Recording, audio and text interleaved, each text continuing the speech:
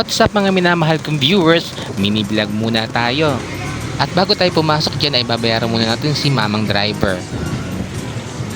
Pumasok na nga kami para magtanong kung may bakante ba silang table for 10 persons. At for the chika naman ng aking mga friend dito dahil dito kami nagkakayaan para kumain.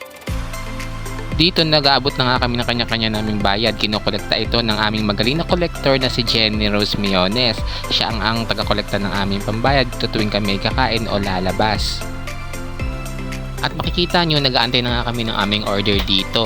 Dahil ang chika, unlimited pork for only 2 each per head ang inyong kakainin dito sa Koi Cafe Unlimited Barbecue.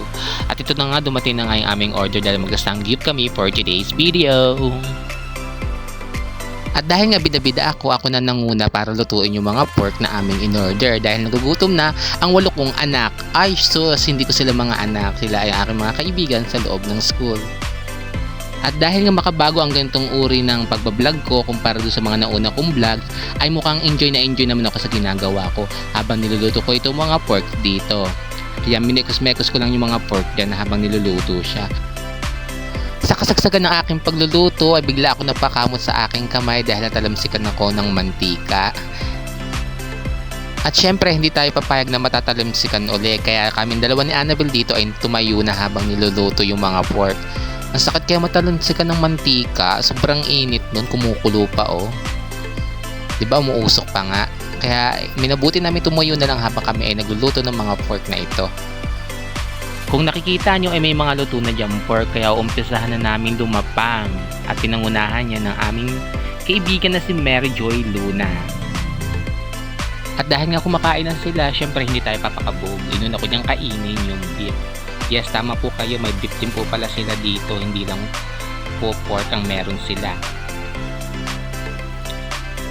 Ayan, habang ang voice over ko to naiiyamot ako dahil hindi ko na alam kung paano ko i-interpret yung mga nangyayari dito sa pagbibidyo ko. Medyo nakakainis.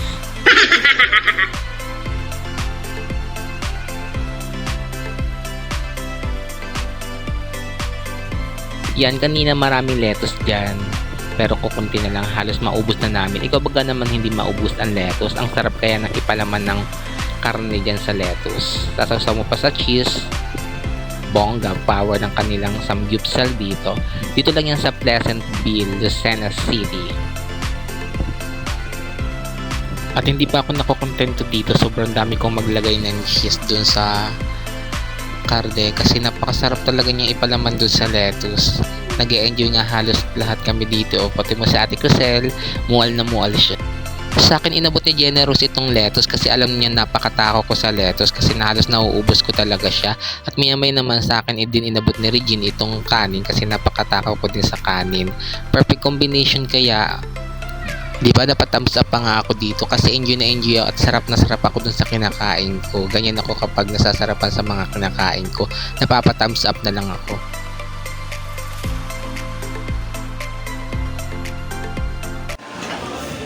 Yan guys oh, putok-batok kayo dito. Dayo na kayo sa Koi Cafe Unlimited Barbecue.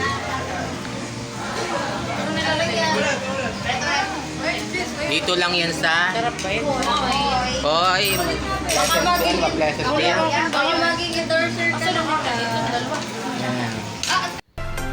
At pagkatapos ng bahagyaang chikahan ay balik kain na naman ako. Ayan, pork naman ang una kong kinakain dyan. Combination naman niya ay yung rice na chinapstick ko pa talaga oh. Kahit may kutsara naman, di ba ganun kami kaarte habang kumakain dyan.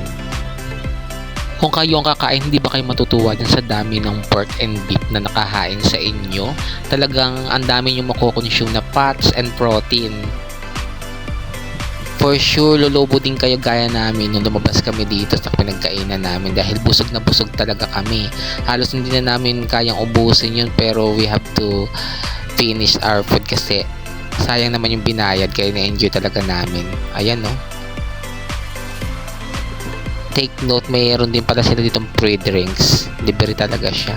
Literal. Powerful talaga nung pinagkainan namin ito. After ng pakikipagdigmaan namin sa napakarami naming order at kinain ay niligpit naman namin yung mga pinagkainan namin kahit pa paano.